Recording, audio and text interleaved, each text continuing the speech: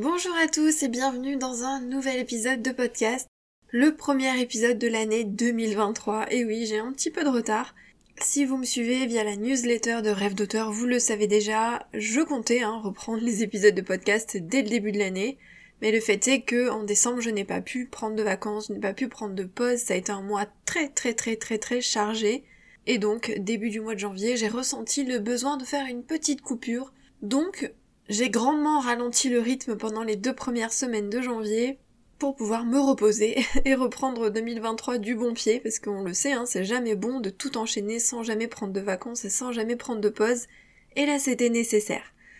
Donc j'en profite dans ce premier épisode pour vous souhaiter une très bonne année 2023. La santé en premier lieu, je sais c'est bateau, mais c'est la vérité, c'est vraiment le plus important. Et ensuite que tout se passe bien pour vous, que vous ayez une multitude de projets, une multitude de rêves, une année positive, une année bénéfique, en tout cas je vous le souhaite. Et juste avant de commencer l'épisode, je vous rappelle, si jamais vous ne me suivez pas sur Instagram ou sur la newsletter, que les formations de Rêve d'auteur sont en promotion jusqu'au 31 janvier, elles sont à moins 60%, donc c'est vraiment l'occasion de choisir là où les formations qui vous intéressent, celles qui pourraient vous permettre de commencer 2023 correctement, de vous former sur les points qui vous posent peut-être le plus problème, ou les points sur lesquels vous avez envie de travailler durant cette année. Donc profitez-en, c'est uniquement jusqu'à la fin du mois, et il n'y aura pas de nouvelles promotions avant plusieurs mois. C'est parti pour l'épisode du jour, et aujourd'hui, je vais partager avec vous 5 choses que moi je ne fais pas. C'est-à-dire 5 choses qu'on entend souvent dans les conseils d'écriture d'une manière générale, mais que moi je ne fais pas, ou pas totalement. Et pourquoi j'ai décidé d'aborder ce sujet? Alors, c'est des choses que j'ai déjà dites ici et là, mais j'ai pensé les regrouper pour que ce soit un peu plus utile. Et surtout pourquoi je voulais vous en parler, parce que pour dédramatiser en fait, finalement, pour vous dire que oui, il y a des conseils d'écriture, on n'oublie pas que ce sont des conseils et non des règles, et donc on peut les suivre ou non. Moi je vous le dis tout le temps, il faut tester. Donc on essaye, et on voit ce qui nous convient ou ce qui ne nous convient pas. On continue ce qui nous convient et on abandonne, on met de côté ce qui ne nous convient pas, parce qu'on est tous différents. On est tous différents, on travaille tous de manière différente, on n'a pas le même fonctionnement, on n'a pas la même manière de travailler, de réfléchir, de créer, d'écrire, etc. Donc c'est normal, en tant qu'être unique, d'avoir des façons de travailler qui ne sont pas identiques. Les conseils sont là finalement pour guider, pour vous donner des idées, des astuces, parce que à travers les conseils, on peut découvrir des choses qui nous conviennent, on peut découvrir de nouvelles choses qui pourraient nous aider à faire mieux, à nous améliorer, à progresser, etc. Mais on n'est pas obligé de les suivre. Moi, il y a des choses que j'ai testées, que je n'ai pas aimées. Il y a des choses que je n'ai jamais testées parce que je sais d'office que ça ne va pas me plaire, que ça ne va pas m'intéresser. Par exemple, tout simplement les logiciels d'écriture. Moi, j'écris sur Word. Et avoir des logiciels d'écriture, alors le seul qui me vient, c'est Write Control. C'est pas pour le critiquer, je ne l'ai pas testé, donc je ne sais pas. Il y en a d'autres qui existent. Mais moi, avoir un logiciel d'écriture sur lequel on écrit forcément, je sais qu'il y a des logiciels où on peut aussi créer ses fiches personnages, etc., faire des dossiers. Perso, moi, ça ne m'intéresse pas du tout, et je n'essaierai pas parce que je le sais. Je sais que Word me convient. Pour moi, c'est simple, c'est facile d'utilisation, je le maîtrise bien, j'ai pas besoin de choses complexes. De toute manière, tout ce qui est préparation, etc., je préfère le faire à l'écrit dans un carnet. Donc pour moi, le logiciel ne me sert qu'à l'écriture à proprement parler. Et bon, la relecture, la correction, etc. Mais pour l'écriture en tant que telle, mon logiciel me convient. Mais peut-être que vous, ça vous conviendrait d'avoir un logiciel plus complexe, avec plus de fonctionnalités. Pourquoi pas? Bon, c'est un exemple. Tout ça pour dire qu'on est différents, on n'a pas tous les mêmes manières de faire, il y a des conseils que vous allez pouvoir suivre ou non, et c'est à vous de faire en fait votre petite sauce et de trouver ce qui vous convient. Je le rappelle, au fil de votre carrière, votre pratique va évoluer. Je ne travaille pas de la même manière maintenant que ce que je faisais il y a 5 ans. C'est normal. On évolue, on travaille plus rapidement, on travaille différemment, on a trouvé des choses qui nous conviennent mieux que d'autres. Il faut pas non plus s'obliger à rester dans quelque chose qui ne nous convient plus. C'est pour ça qu'il faut rester ouvert à ce qui est proposé, pour se dire un jour peut-être, ah tiens, ça pourrait m'être utile maintenant, parce que ma manière de faire ne me convient plus. Bref, voici les 5 choses, vous allez voir, c'est des choses très très simples, que moi je ne fais pas ou pas totalement.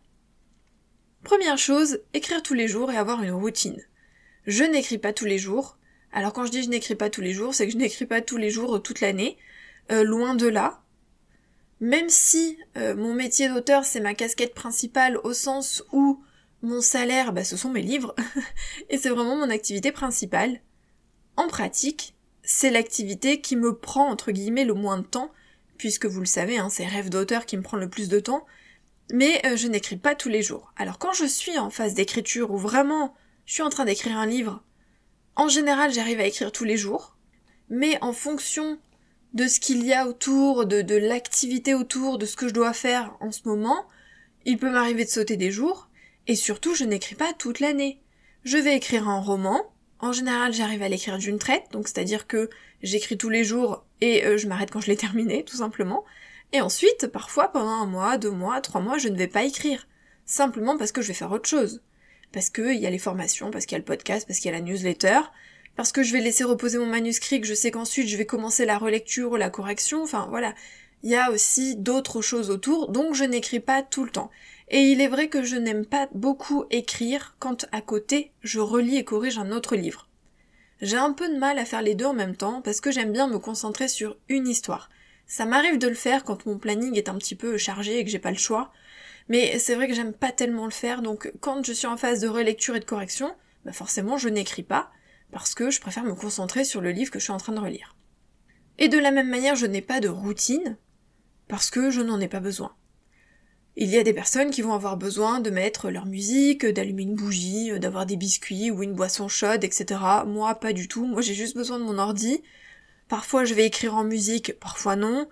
Avant, j'écrivais à mon bureau, maintenant, j'ai un peu de mal, donc j'écris plutôt dans le salon, sur le canapé ou autre. J'ai pas de bougie, pas de boisson, pas de nourriture, etc. Vraiment, c'est de la façon la plus simple possible. Mon ordi, point barre. Et l'avantage, c'est que j'ai pas besoin de silence. C'est-à-dire que s'il y a la télé à côté, ça me dérange pas. S'il y a des gens à côté, ça ne me dérange pas. Sauf, cas exceptionnel, si je suis sur une scène que j'ai du mal à écrire. Vous savez, il y a des jours comme ça, on n'est pas trop dans le mood, on a un petit peu de mal à écrire ou quoi. Donc là, s'il y a un peu de bruit autour, ça peut me déranger. Mais d'une manière générale, je peux écrire n'importe où. Même si je le fais chez moi, mais c'est pour dire que voilà, s'il y a du bruit autour, ça me dérange pas. En général d'ailleurs, il peut y avoir la télé, il y a pas de souci. Tout comme je peux lire n'importe où. Deuxième chose que je ne fais pas, c'est d'écrire le matin avec un créneau fixe. Bon, vous l'avez compris, je n'ai pas de créneau fixe, parce que même si j'arrive à écrire tous les jours, je me dis pas, tiens, tu écris de 8h à 10h tous les jours. Non, c'est pas du tout mon truc, vous le savez. Je n'ai pas de créneau fixe. Si je suis en phase d'écriture, à partir du moment où j'ai commencé vraiment l'écriture d'un roman, c'est que je sentais que c'était le moment de l'écrire. Là, j'étais motivée, j'avais envie, etc. C'était le moment, je suis prête, le roman est préparé, j'ai du temps. Donc, je vais avoir envie d'écrire tous les jours de manière assez facile, assez fluide. Ça va se faire naturellement. Donc, je n'ai pas besoin de créneau fixe parce que je sais que je vais y revenir tous les jours et de bon cœur. En revanche, je n'écris pas le matin. Alors, ça m'est arrivé d'écrire dans la matinée, mais alors moi, ne me dites pas il faut que tu te lèves le matin et à 7h t'es devant ton ordi pour écrire. Alors, pas du tout, non. Alors surtout depuis que je travaille à la maison, j'ai encore plus de mal à me lever tôt que quand je travaillais à l'extérieur, je veux dire, parce que forcément quand on travaille à l'extérieur, on se lève plus tôt parce qu'il y a les embouteillages, etc. Mais maintenant que je travaille chez moi, je me lève tranquille le matin, je sors ma chienne, je prends mon petit déj. Donc moi, écrire à 7h le matin, je suis pas réveillée, donc pas question quoi. Je suis pas du tout inspirée le matin, et ça n'a jamais été le cas. Alors ça, c'est vraiment une chose qui n'a pas changé. Depuis le premier roman que j'ai écrit, je n'aime pas écrire le matin. D'ailleurs, mon premier roman, celui que j'ai pas publié, je l'ai écrit de nuit. C'est-à-dire que je l'écrivais la nuit. Il m'arrivait d'écrire pendant la nuit et de me coucher à 6h du matin, quand mon compagnon de l'époque se levait, lui, pour aller travailler. On était en décalé, quoi. Pendant longtemps, ça a été écrire le soir. Tant mieux, parce que comme je travaillais à côté, c'était le soir où j'avais le plus de temps pour écrire. Mais ça a souvent été le soir, voire un peu la nuit. Alors maintenant, la nuit, beaucoup moins, parce que je vieillis, donc la nuit, je dors. Mais c'est vrai que ça a été le soir, voire l'après-midi, ou fin de journée. J'aime bien en fin de journée, vers 5h. Après, il m'est arrivé d'écrire dans la journée, d'écrire le matin, notamment quand j'ai écrit le premier tome de Landra Sécurité et le premier tome de Soldats d'élite, parce que je les ai écrits en 3 semaines et pour l'autre 2 semaines, donc Ghost 2 semaines, vous vous doutez bien qu'à 12 000 mots par jour parfois, j'écrivais le matin, j'écrivais l'après-midi, donc j'écrivais tout au long de la journée. Mais là, vraiment, en fait, ce que j'avais fait tout simplement, je crois que je l'avais déjà dit, c'est que j'avais laissé mon ordi ouvert en continu sur le fichier Word, et j'y revenais à plusieurs reprises dans la journée. C'est-à-dire que je venais écrire, une fois que j'en avais marre, j'arrêtais, je faisais autre chose, et puis hop, j'y revenais quand j'avais envie d'écrire, et puis c'est comme ça que je l'ai écrit en 2 semaines. Ça a été super rapide parce que l'inspiration, elle a été vraiment intense à ce moment-là. Bref, tout ça pour vous dire que je n'écris pas le matin, et surtout pas le matin très tôt, loin de là. Et je suis plutôt de l'après-midi, voire fin de journée, voire le soir. Et ça, en général, c'est un conseil qu'on vous donne, c'est d'écrire le matin parce que c'est censé être la chose la plus importante de votre journée, entre guillemets. Et donc, il vaut mieux le faire le matin pour être sûr de le faire. Écrire le matin pour être sûr de le faire et de pas être embêté l'après-midi, le soir, etc. Ça dépend de vous. À quel moment de la journée vous aimez le plus écrire, et puis ça dépend de votre planning, hein. C'est sûr que si le soir vous avez des enfants à la maison, peut-être que vous ne pourrez pas écrire, ou peut-être que vous devrez attendre qu'ils soient couchés. Ou alors peut-être que pour vous c'est plus pratique le midi pendant votre pause déjeuner. Bon, après c'est une question de planning et d'organisation, mais quand on peut, finalement, quand on est assez libre, moi ce qui me convient, c'est fin de journée, voire soirée.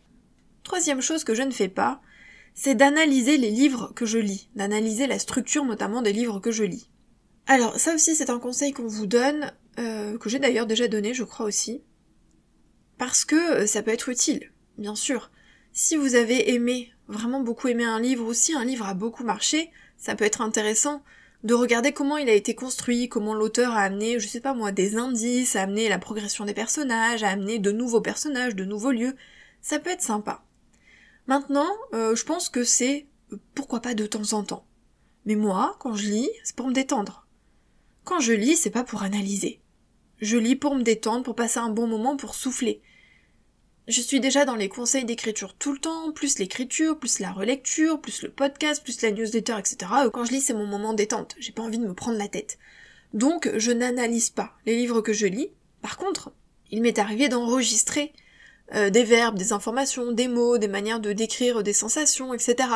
Oui, parce que je me suis dit, oh là là, ça c'est joli, ou ce verbe-là, tiens, il est intéressant, je l'utilise pas. Il y a des choses que j'enregistre, mais c'est pas, disons que c'est pas volontaire. Je me dis pas, tiens, dans ce livre, absolument, il va falloir que je cherche des choses à garder. Non. C'est que je tombe dessus, je me dis, ah tiens, ça c'est sympa. Et c'est comme ça aussi que j'ai développé d'ailleurs mes verbes de dialogue, parce que au départ j'utilisais sensiblement les mêmes, ce qui est normal, hein, et petit à petit, j'ai découvert de nouveaux verbes de dialogue, ou alors des verbes auxquels je n'avais pas pensé. Et donc à force de les voir dans les livres, il y a des choses qui me sont venues et que j'ai enregistrées, c'était inconscient finalement. Mais en dehors de ça, je n'analyse pas, parce que lire pour moi c'est de la détente, et j'ai pas envie de me prendre la tête quand je lis un livre. Donc exceptionnellement, pourquoi pas, mais au-delà de ça, personnellement, c'est pas un truc que j'ai envie de faire.